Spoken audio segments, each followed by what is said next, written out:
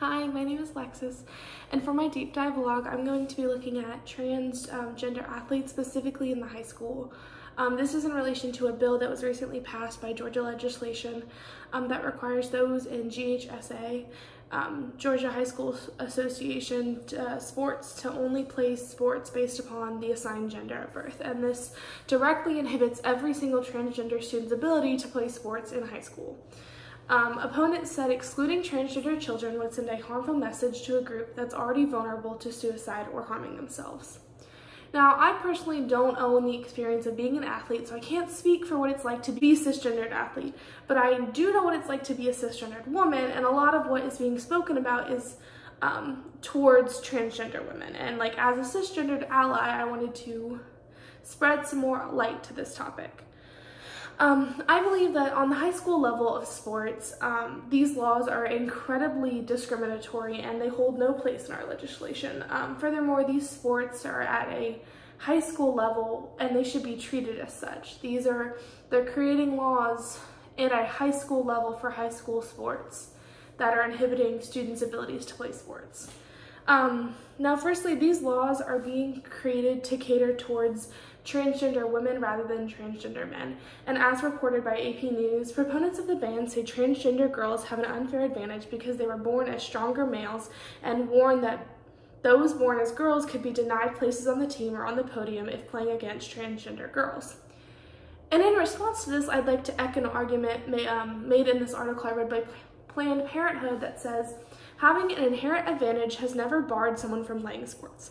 Athletes with abnormally long arms or legs, better than average height, double jointed, etc., or even an overall bigger body size have distinct advantages in their sports.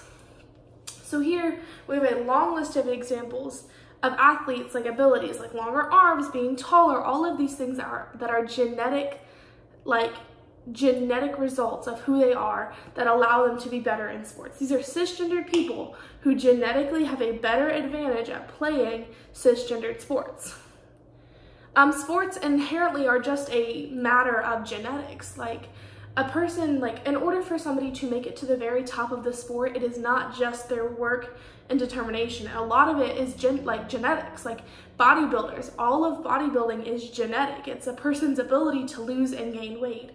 And the fact that we're splitting hairs on well, genetically you're better than this cisgendered girl, well, genetically some cisgendered girls are better than biological men or even cisgendered women. Like being taller makes you better at basketball. Like if you're gonna go deadlift, you wanna have different body proportions, which allows you to do the sport easier, which is why they're successful. And I think that splitting hairs and the result of well, genetically it's different is literally it's splitting hairs for children who just want to be a part of a community. Furthermore, we have to take into mind that we're viewing these high school sports. These are students ranging from ages of 14 to 18. The National Federation of State High School Association draws attention to this and says, alarmingly high student suicide rates and incidents of depression and anxiety amongst transgender students. When you're talking about high school students who might be struggling to begin with, we must remember that we need to offer them a community. At the end of the day, these are transgender students who are struggling to find themselves through high school. And if they want to go play a sport, I feel like we should allow them to go play this sport. It's better for their mental health and it's better for their physical health to be allowed to go play these sports rather than the other option is reverting back to their biological gender, which isn't even an appropriate response to ask someone to do, and then go play sports with all these other cisgendered people, which it's not how it works. At the end of the day, these are the transgender students who are already marginalized and excluded as is. Do we really need to take away the one community that they might find in high school? Again, from Planned Parenthood, queer athletes deserve to compete without being subject to homophobia and/or transphobia. And schools have a responsibility to ensure that queer youth have the same access to sport as their peers. As a woman, I don't feel threatened from a transgendered woman. I performed in several high school performances in my theater where a transgender girl got the female cisgendered role over me, which is fine. I personally did not feel threatened. I wasn't angry with her. I was excited for her because she got to perform in the gender that she wanted to up on stage in front of the entire school. And even if she got like an award or a scholarship, which is what we have in the theater, I would have been excited for her because she's a marginalized community too.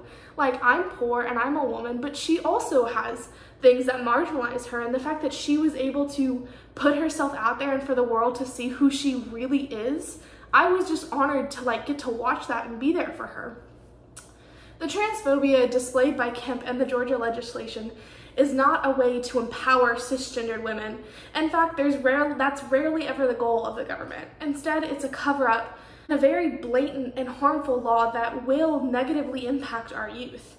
At the end of the day, this is a high school sport, and we should allow students to find their people in groups and not isolate them and say, well, you're transgender, so you're only allowed to do this, and you're cisgendered, and you're only allowed to do this. Like, who's making these laws? Students should be allowed to do whatever they want to do as they're finding themselves in high school. So thank you.